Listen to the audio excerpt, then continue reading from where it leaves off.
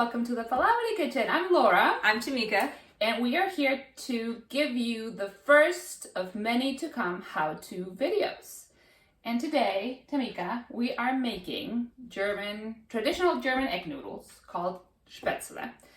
And the reason we chose this recipe as the first one to show you is because on our blog next week, we're gonna have a traditional German dish called Käsespätzle. Hold on. So for all of us Americans out there that struggle with German words, say it a little bit slower so we can... Okay. Käsespätzle. Käsespätzle. Correct. That's probably as good as it's going to get for me. Say it three times fast. So it's basically noodles with cheese. And these are egg noodles, and they are served. We're doing this special on the Oktoberfest, and so this is one that obviously you can get year-round or make it at home. But because of the Oktoberfest, we're continuing with this theme of German dishes. So in order to try our recipe, you will know how to make these Käsespätzle, Spätzle, in order to do the Käsespätzle. Sounds good. Okay. So we are ready to show you the ingredients. Okay, so the first thing you're going to need is 250 grams of flour. This is about 1.5 cups of flour. You will need 3 eggs, a pinch of salt, or maybe a teaspoon of salt, about 1 cup of water. You might not end up using the whole amount, but have a cup ready to go. And for utensils, you'll have a wooden spoon, a ladle or something to strainer to bring out the noodles from the hot water. This is a special tool. I call this, and let me say this slow, Spätzlebrett. And basically what this nifty thing does is it sits on top of your pot of boiling water, and it allows you to scrape the dough into the water. And so you'll get these beautiful droplets in the water, and that's going to be the shape of your noodles. Now, if you don't have this, don't turn off the video just yet. You can also use any other things in your kitchen that might work. So I have this mandolin, for example, with this attachment, which is these, round things that go in there. I've never used this attachment before, so I don't know the precise name of this grater. They look like grater holes. It looks like a grater. It's a grater hole. You can use this. So I've never tried doing noodles this way, but we're gonna use our wooden spoon as well, and we're just gonna, slowly, carefully press the noodles down this way to see how they come out. Now, if you have a strainer with round holes, if you have a colander with round holes that you would like to use, give it a try. I'm sure it will work. If not, you can find these. I did a quick search on Amazon, and these sell for about $15 on Amazon. And there's different types as well, but in the description below, we will make sure to include the name and a link so that you can check them out. Okay, so with that, we can get started. We will make a little dent. So it's like you're making pasta dough. If anybody's made pasta dough at home. Yep, this is it. It's the 3-4 basic ingredients for egg pasta. So we're mixing from the center out, slowly incorporating all that flour. As you mix, you will start adding some of the water, but not a whole lot. You want to make sure we have a soft dough. We don't want a stiff dough. This is where these type of noodles differentiate themselves a little bit from traditional pasta, where we're not going to be rolling this dough out because it's not necessarily stiff. So we're going to be adding a little bit of water at a time just to make sure we get to the right consistency. It needs to be stretchy, yet not liquidy. So we're going to beat it a little bit with the spoon and continue this process until you get the consistency that we are looking for. Right now, to me, it's still a little bit stiff, but it's getting there. We're gonna continue incorporating maybe a little bit more water. So Laura, is this one of the recipes that you guys like grew up eating at home? Yes, and there's different ways of preparing these noodles. You can boil them and serve them right away. That's one way. My mom used to boil them, but then fry them in a little bit of butter and breadcrumbs. And so that would give it, the breadcrumbs and the butter would give it an extra crunch. And usually with like, I don't know, like a pot roast with some, you know, sauce to go with the noodles. Yeah, so this is something we always look forward to. And my kiddos do too, so. And the nice thing is you can double or triple this recipe if you want. Do it in one batch and you can freeze whatever you have left over for next time. And you have always fresh pasta ready to go in your freezer. That's awesome. Yeah, so continue beating this until we get a nice stretch off the dough. It's getting there. It's stretching nicely off the spoon, but there's still a little bit more work to do. So let's keep on beating.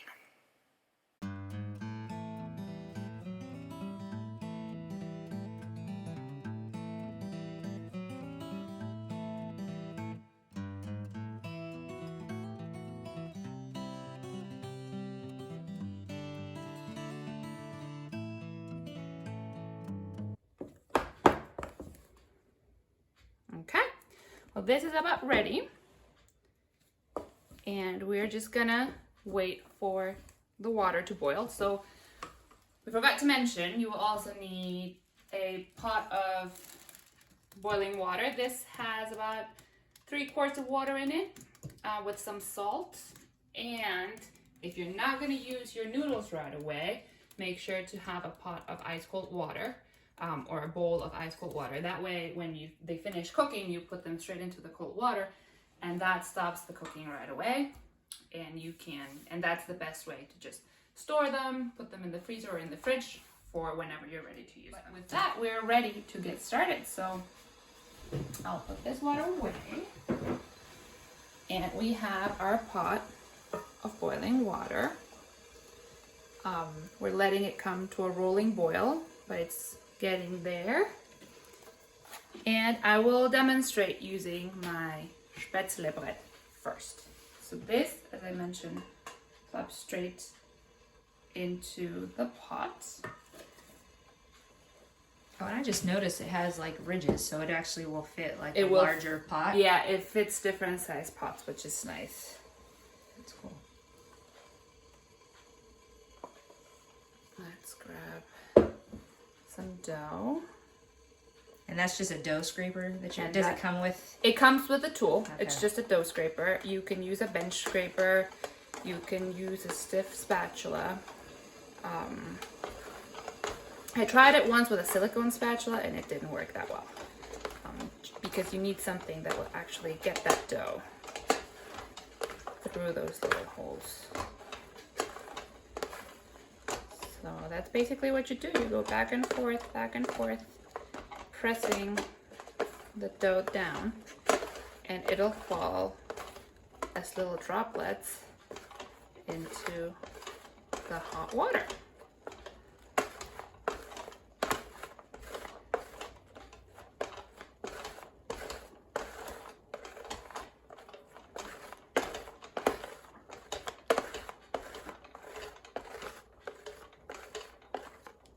Perfect, and then we'll just raise it and scrape what didn't completely fall off.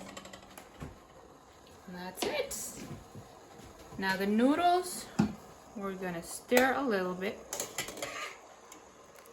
to make sure that they all cook well. They cook pretty fast. In about a minute or two, they'll be ready. The ones that are ready or starting to get ready come up to the surface of the water. Which is a good sign that they are working. I've got to imagine this is a recipe that kids really like, at least to eat Maybe not necessarily to cook, but They do. Danny and Amelia love these. I have to say it's always a winner. do the kids like helping to mix the dough? Yeah, There's so much mixing that happens. Do. And it's, I mean, there's no, so the noodles are ready, sorry. And we're not going to use them right away, so they're going straight into the bowl of hot water. And because you don't have any special equipment or anything like that, it's a really good recipe to like get your kids involved in. Anyway, so now I want to check out the mandolin to see if you guys having something like this at home, you know, could use that as a tool. So I'm gonna pair this up with another wooden spoon that I have, which I think will fit really nicely to kind of scrape through it. I will scrape carefully because this grater has some prongs to it, so I will make sure to do that carefully. So bear with us because it's the first time we are using this tool to make these. Okay, Laura, be careful. Okay. So here we go.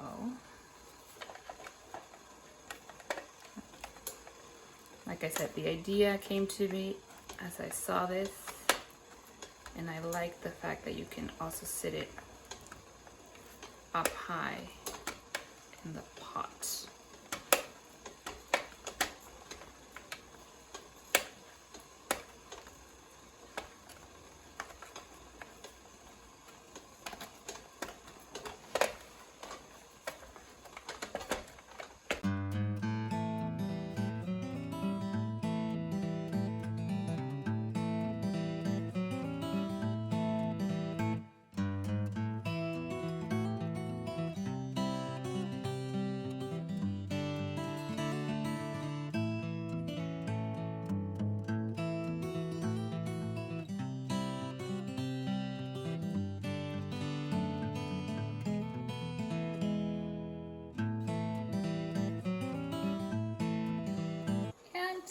As with the other one, I'll just make sure that nothing sticks to the bottom. Ooh, these will be a little bit longer, but that's okay. Ooh, they're nice. They look the same as the other. They do, don't they? Maybe a little bit skinnier and longer. Because I couldn't put that much pressure to make them fall off, but it's a nice alternative. This is a very nice alternative to the Spaetzle bread. So I give it a thumbs up. Perfect. So we figured out it works with the other tool as well. So now I just have a little bit more dough to work on, and we'll get this done and be right back with you guys.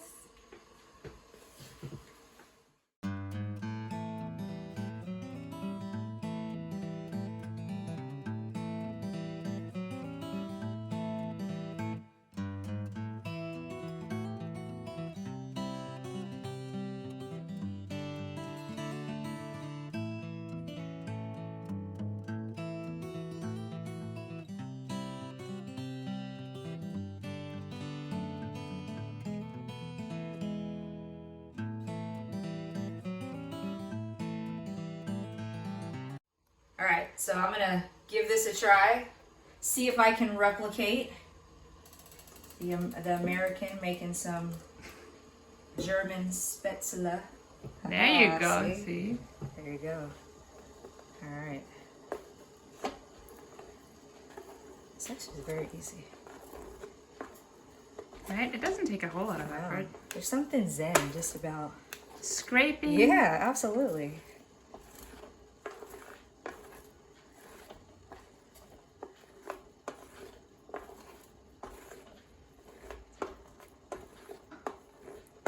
I mean, I think the hardest part is just to put the dough together and Which isn't, yeah, I guess just having to like stir it, but I mean, it's pretty simple.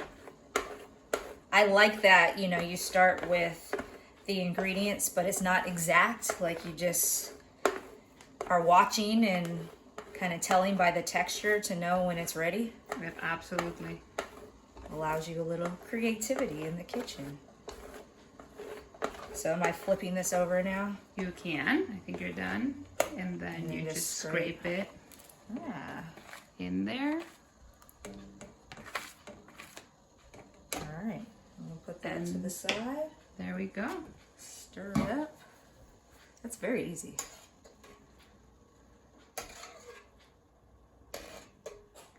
I might just have to buy me one of these tools. Yeah, for sure. Because that is actually really simple. I mean, Christmas is coming up as well. For less than $15. Yeah, and there's, I mean, you will find different types as well. But I mean, because I use that one, I truly recommend that. It's not. I like how it just fits in the pot, and again, like it adjusts to whatever size pot you have, and it's sturdy. It doesn't get hot. That's another nice thing. It doesn't get hot. That's really nice. Yeah. So are these ready? They look like they're all about floating to the top. Yeah, I don't know. I would give it another few seconds. Okay. And then we can pull it out. So Tamika, have you tried these before? I have. You have. They're tasty. You know, I love carbs. I love dough. You know, I'm part Italian. I love pasta. So anything that involves flour, a dough, I mean, that's usually going to win me over. But yeah, it's really tasty. The noodles are nice and light, and you know, just adding whatever toppings you want on top of it. The Spaetzle. So, let's try it again. All right. Spaetzle. There you go. It's a mouthful. Oh my goodness. That one's actually really, really, really tasty. So, yeah, I like that. I like them a lot. Okay, well, that's one review for you. There you go. And we're ready. We're ready to pull them out. Right. Straight in the water. And then you can strain those. And we will be back giving you a few tips on how to store them if you're not going to be using them right away. Okay, so our Spaetzle are done. Okay. They have been drained and shaken a little bit so they're really nice and loose. Now at this point, if you want to store them for later, I would recommend you sprinkle a little bit of vegetable oil or olive oil and just mix it up just a little bit. It doesn't have to be much, maybe half a teaspoon or half a tablespoon, and then put them in airtight containers, and you can store them in the fridge for about 3 days or in the freezer for up to 3 months. But we decided on a whim to keep going and to show you how I grew up eating these. So we have our Spaetzle, we have some butter, and we have some breadcrumbs that we're going to use, panko breadcrumbs actually, that we're going to use for this. So I'm going to sneak a taste at one of these. Oh, there you go. What's cooking without. Those are really good. See, I mean, they just taste like noodles. Right, and like I said, if you just really want to go ahead and serve them, don't do the cold water and just go straight to the plate. So I think at this point I'm just gonna cut 2 tablespoons of butter. Let's be generous. I mean, if we're gonna use butter, we might as well use butter. If you're gonna use it, right? You might as well. Don't be stingy with it. Do not. So we're gonna melt this in here nicely. Can I just say the best part of cooking? See, this is why I like cooking over baking. Because you actually get to taste as you go. And you can taste the final product without like messing it all up. You know, if you bake a pie or brownies or something, you know what I mean? Like, wait till the end. Yeah, exactly. But at least with this, you can taste, oh no, we can need to add a little bit more taste. I think that's why I'm like never hungry after I finish cooking. That's what my mom always used to say. It's like, well, I had my meal as I was cooking. Which we talked about this before, Tamika. I grew up being more into baking than into cooking. Mm-hmm. And so I actually have to stop myself and remember, try your food. And it took a while. I'm finally there, but it is still a very conscious thing to do, to stop and taste my food before I serve it, because you don't want to serve you know, No, food bland. that it's bland, Yeah. that it's missing, or too salty, or whatnot.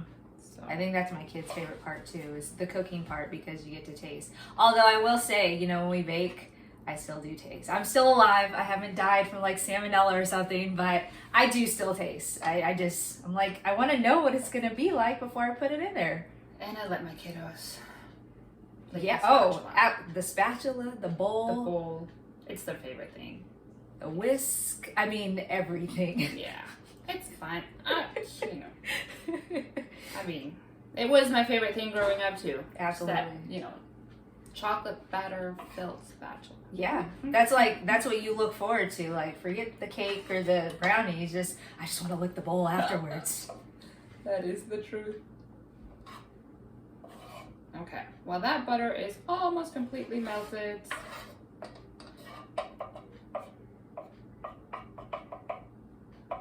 And actually, if you want to cheat here too, you could use some, or if you have it fresh, you could use some chopped parsley as well.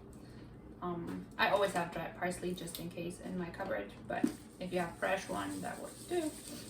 And so here we go. Again, no measurements. I'm just sprinkling some of this panko breadcrumbs on the pan. So you're just gonna brown them up? I'm gonna brown it up a little bit. Combine it with the flour.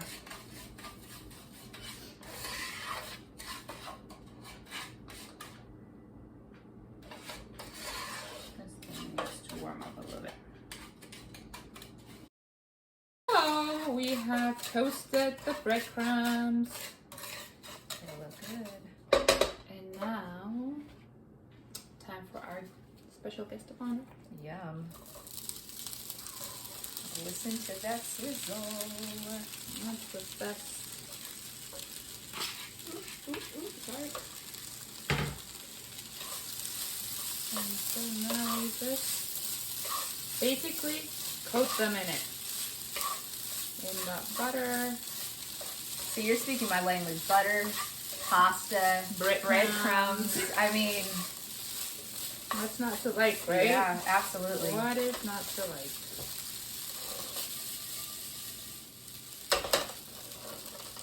Very nice. So we'll just let that cook, and while we do that, a little bit of salt and pepper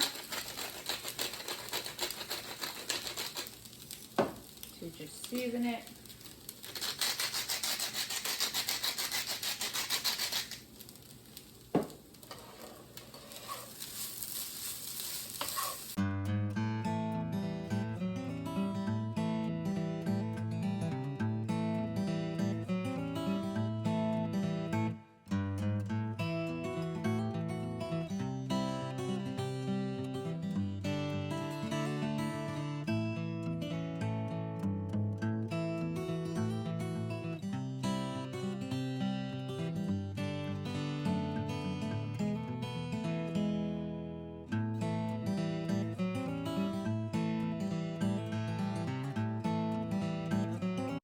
And as I mentioned, I also have a little bit of parsley that I'm just gonna sprinkle on top. It's a nice little pop of color. Right? And it's starting to brown as well and get a little bit of crunch.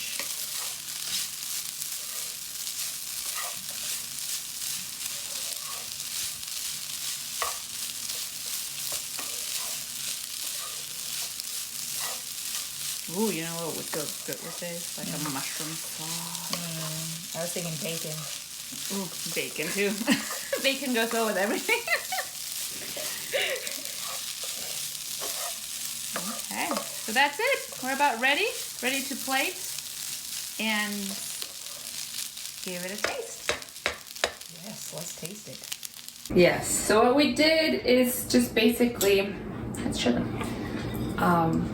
Here it is. Yeah. I sprinkled some Parmesan cheese on top, and we're ready to give this a try. This is tasty. And it's nice because, you know, in the time that we are in now, typically, like our local brewery would have had some kind of Oktoberfest festival Right. to have food and celebrate beer, but We don't get that this year, but it's nice to be able to actually bring it home and do it whenever you want. I don't have to wait till October to have good German beer in Spaetzle. There you go. I hope you enjoyed this video, and I hope that you want to cook along and make some of this delicious noodles at home. Be sure to follow us on Instagram and on our website.